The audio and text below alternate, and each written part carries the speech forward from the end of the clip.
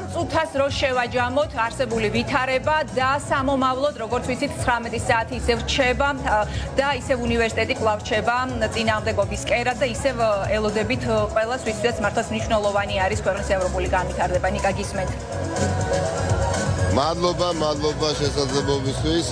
ეხაც აი აღნიშნულმა წინააღმდეგობის კერამ საპროტესტო მოძრაობა სხვა ეტაპზე, ბევრად აქტიურ ეტაპზე გადაიყვანა და მხოლოდ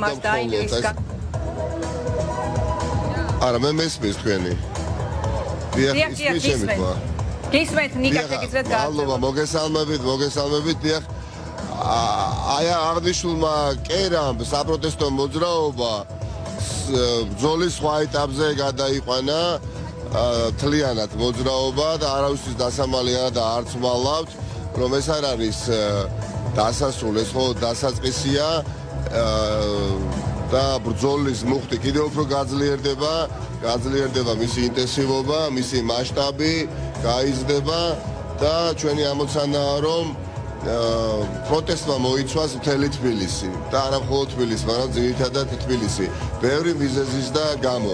დიდი მიზნები, დიდი ძალისხმევის გარეშე არ მიიღწევა და დიდი მიზანი არის ევროპული საქართველო. დიდი მიზანი არის თავისუფალი, სუვერენული სახელმწიფო.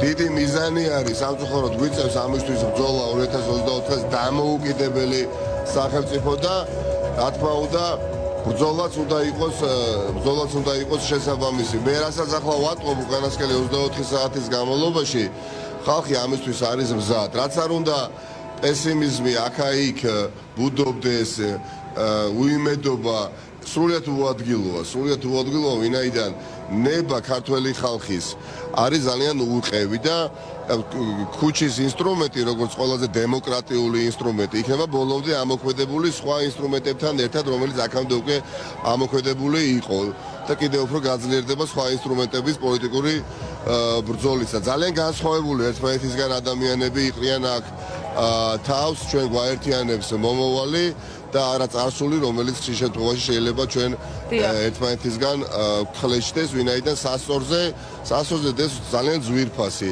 სახელმწიფოს ინტერესი და მე ვფიქრობ ამ მიზნის გარშემო ერი იქნება კონსოლიდირებული. დიახ, შესაძლებელია იგი ადამიანები გრძნობდნენ შეფერხებას, ვერ გადაადგილდებოდნენ თავისუფლად აპუნქტი და თუმცა ეს აუცილებელი არის. მიგაჩნიათ რომ ეს არის აუცილებელი მიზნის მისაღწევად. დიახ, ის სახელმწიფოებრივი შეფერხება რბილად რომ ვთქვათ. დიახაც, ბევრად უფრო საზიანოა მცდელობამ ვერ გააგონა ხელისუფლებას, საზოგადოების ხმა და ეხლა ფაქტობრივად თქვენს მოქალაქეები, პოლიტიკოსები გადახვედით უკვე მეორე ნაწილზე, გეგმის მეორე ნაწილზე, რომელიც ვიხილეთ გადაკეტილი ჭავჭავაძით და წინააღმდეგობის კერით და ნიკა აქვე მინდა მაინც გკითხო, პრემიერმა განაცხადა, რომ ახლა მნიშვნელოვანი არისო ოპოზიციის დასუსტებაო, თუმცა ახლა მე მგონი ძალიან გაუჭირდება ხელისუფლებას ამის აკეთება, იმიტომ რომ ოპოზიცია არ არის მარტო, რომელსაც თავის თავარ ოპონენტად განიხილავს ქართული ოცნება, ვინაიდან ამ ოპოზიციას სწორედ მხარს უჭერს საზოგადოება. საქართველოს მოქალაქეების აი ის დიდი რაოდენობა, რომელმაც სწორედ ამ ოპოზიციურ პროდასავლურ პარტიებს დაუჭირა მხარი. დიახაც, ოპოზიციური პარტიები ხალხთან ერთად თავს პირველი წუთიდან დამარცხებულად ნამდვილად არ გრძნობენ თავს. მეტიც, იცით, ეს არ არის მხოლოდ ჩვენი პოლიტიკური ვალდებულება, ეს არის რაღაც მორალური ვალდებულება ჩვენი წარსულის, აწმყოსა და მომავლის წინაშე და ის ბრაზი, რომელიც ბუნებრივად გაჩნდა, ხომ, გადაიზარდა მაღალ мотиваციაში. და ჩვენ შევთანხმდით განსხვავებული ადამიანები, მათ შორის პოლიტიკური პარტიის წარმომადგენლები და მათი მხარდაჭერები ერთმანეთისგან ზოგჯერ ძალიან განსხვავებულები, ზოგჯერ ნაკლებად განსხვავებულები, მაგრამ მაინც განსხვავებულები. შევთანხმდით მომავალზე, იმ მომავალზე, რომელიც გვინდა იყოს საქართველოში, სადაც ადამიანი, ანუ საქართველოს მოქალაქე გადაწყვეტს და განსაზღვრავს ამ სახელმწიფოს ბედს.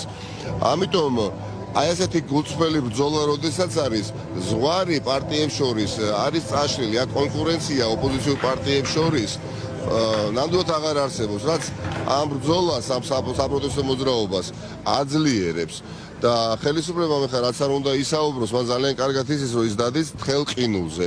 ის არის რაღაცა არ ვიცი სასაულის იმედზე, პოლიტიკური სასაულის იმედზე, რომ იქნებ ბრძოლაზე ხელი ავიღოთ და ევროპულ და ეროვნულ ინტერესებზე თქვათ უარი.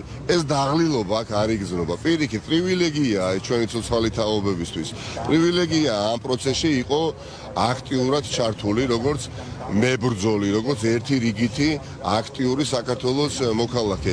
განა ყველა თაობას ქონია ამის შესაძლებლობა, რომ სახელმწიფოებრივი აღმშენებლობის გამტკიცების, სახელმწიფოებრივი საფუძვლების გამტკიცების პროცესში მიიღოს უმნიშვნელოვანესი აქტიური მონაწილეობა და მეტიც ხონდეს ხელშესახებად შანსი, რომელიც უნდა იყოს რეალიზებული. ახლა არ გონია, რომ სამწუხაროდ ბევრ თაობებს ამის შესაძლებლობა მისცემოდა. ამიტომ ამ პრივილეგიას და ამ შესაძლებლობას ჭირდება გამოყენება და ჩვენ წლების შემდეგ, აი თუნდაც 2 წლის შემდეგ, თუნდაც 1 წლის შემდეგ, თუნდაც აი 6 თვის შემდეგ და კიდევ უფრო შორეულ პერსპექტივაში რეტროსპექტიულად რაღაცეებზე რომ დავფიქრდებით და მომავლის გადმოსახედიდან შევხედავთ დღევანდელ რეალობას, ხო, სანანებლად საქმე არ უნდა გქონდეს და დაუკმაყოფილებლობის გრძნობა არ უნდა დაგვეუფლოს და არ უნდა ჩავთვალოთ, რომ სადღაცა ვიღაცამ ნიკა 19 საათზე დაგეგმილ აქციაზე არ დადგა.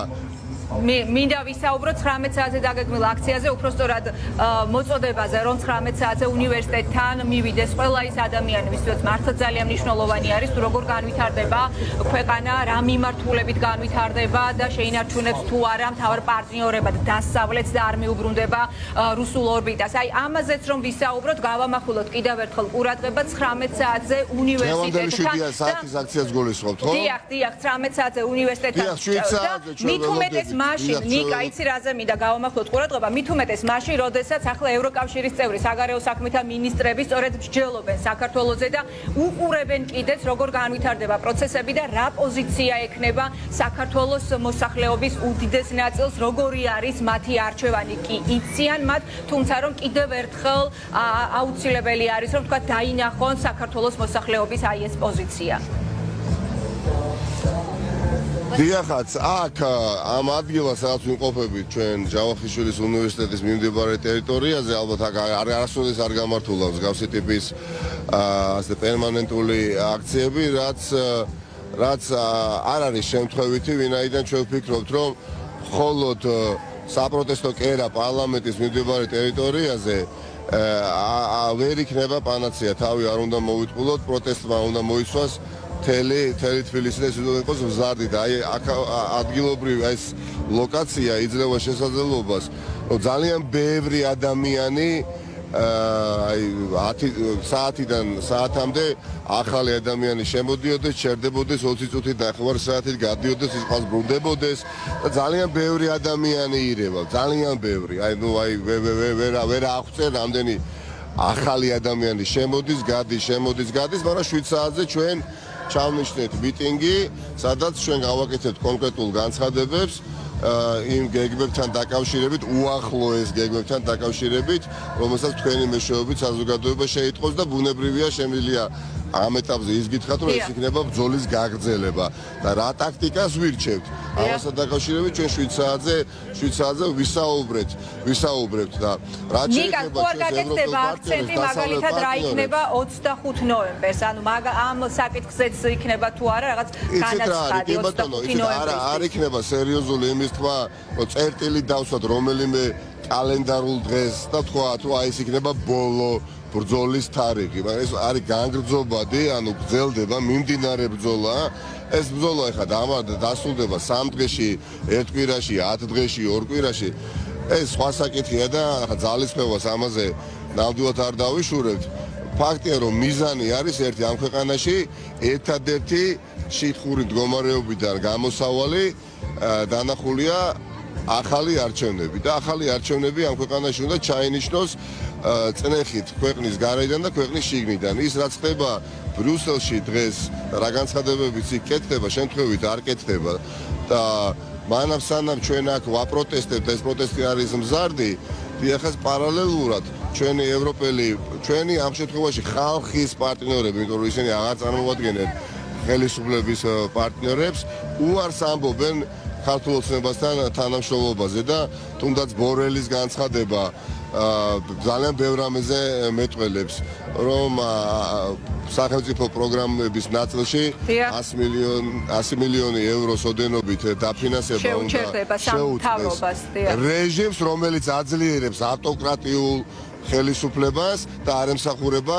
ქვეყანაში დემოკრატიული ღირებულებების და ფასეულობების ტირაჟირებას, გავრცელებას, დემოკრატიული წყობილების დამკვიდრებას და პირიქით ეს თანხა კი არ უნდა ჩამოეჭრას საქართველოს, არამედ სამოქალაქო საზოგადოება უნდა გაძლიერდეს და ეს არის ძალიან ძლიერი ნაბიჯი, ძალიან ძლიერი გადაწყვეტილება, რომელსაც იმედია ხორცი შეესწვა, მაგრამ მსგავსი განცხადებები, მსგავსი მოსაზრებები შემთხვევით არ მუსირებს და რაც უფრო დიდი იქნება ქვეყნის შიგნით წინააღმდეგობა, მით უფრო დიდი ეფექტი ექნება ქვეყნის გარედან ნებისმიერ თუნდაც პოზიციის დაფიქსირება ჩვენი მნიშვნელოვანი პოლიტიკური პარტნიორების მხრიდან. არათუ გადაწყვეტილებას, რომელსაც მე მჯერა რომ არაერთს მიიღებენ ხალხის სასარგებლოდ. ამიტომ ეს არის ისტორიული ბრძოლა გადაჭარბების გარეშე, ეს არ არის უბრალოდ ლოკალური ბრძოლა, ეს არის ბრძოლა გეოპოლიტიკური ადგილის დამკვიდრებისთვის საქართველოსთვის. ივანიშვილმა გადაწყვიტა, რომ გეოპოლიტიკურ რუკაზე საქართველოს ადგილი რაღაცა შეუნდა ცლოს, მაგრამ ამისი უფლება მას არ აქვს.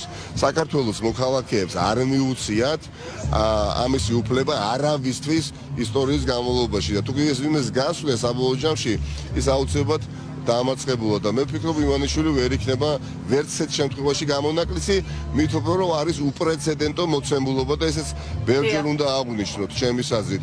უკვე ნაწილობრივი წარმატება, რომ აქ ჩატარებულ არჩევნებს ქვეყანაში არ აქვს საერთაშორისო აღიარება, ეს არის ძალიან დიდი მიღწევა, არც ამერიკის შეერთებული შტატების მხრიდან, არც ევროკავშირის მხრიდან, არც დიდი ბრიტანეთის მხრიდან, ქვეყნის შიგნით, არც ქართველი ხალხის უმეტესობა, უმრავლესობა აღიარეს ამ არჩევნებს, არც პოლიტიკური პარტიები, ოპოზიციური პარტიები, რაც არ უნდა იქილიკოს, ხშირად ვამბობ, ქართულმა ოცნებამ, რომ იცით რა, ოპოზიციის გარეშე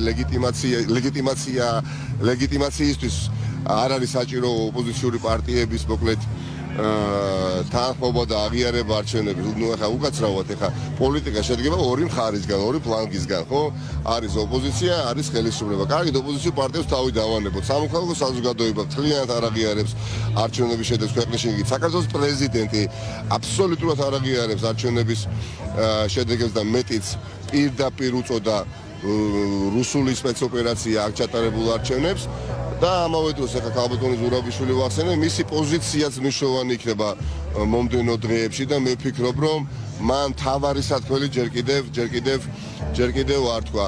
ამიტომ ეს მთელი რიგი ნაბიჯები კომბინაციაში იქნება, როგორ გითხრათ, ეს ზვირთავსყრევით ძლიერი, რომელიც ყველა ჯებირს გაანგრევს, რომელიც მოჯადოებულ წრეს დიახაც გაარღვევს და ამ ჭაობს, რუსულ ჭაობს დააშრობს ჯერა და არა უბრალოდ ქსურს.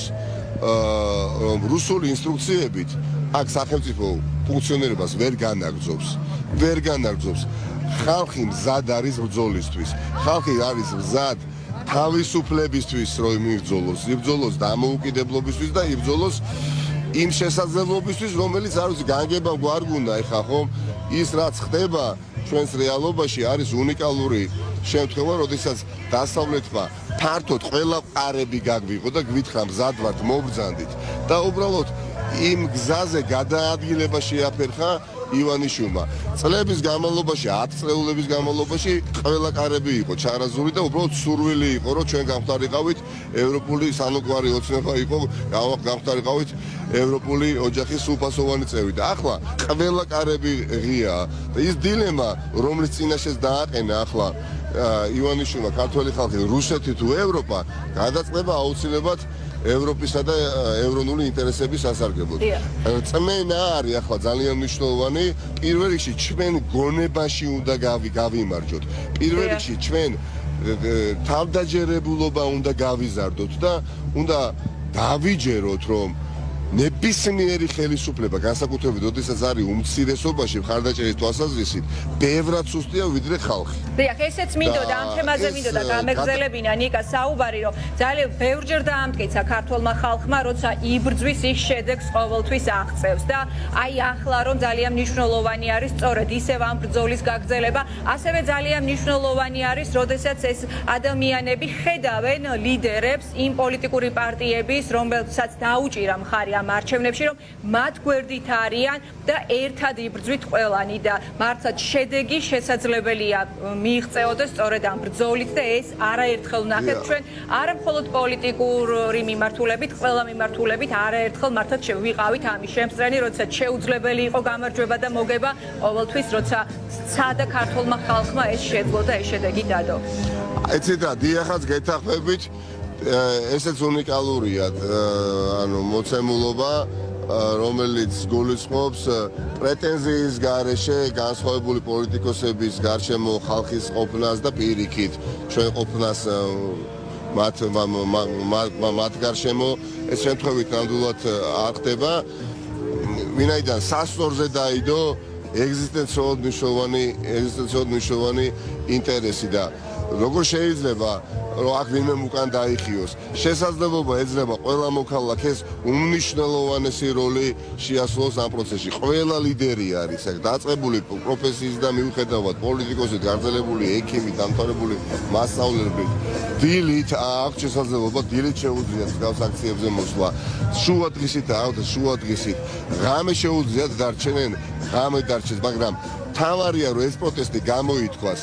ეს პროტესტი გამოიხატოს დღის ნებისმიერ მონაკვეთში. საკმარისად მეტნი ვართ მიუხედავად ივანიშვილის ცდილობისა ქვეყნის შიგნით დარჩენილი საქართველოს მოქალაქეები და ეს რაოდენობა ეყოფა ივანიშვილის რეჟიმის პოლიტიკური მოგუდისთვის. უნდა ვარყიოთ ივანიშვილის რეჟიმი სანამ მას არ ჩამოვარდნით. ძალიან დიდი მადლობა ნიკა მელია.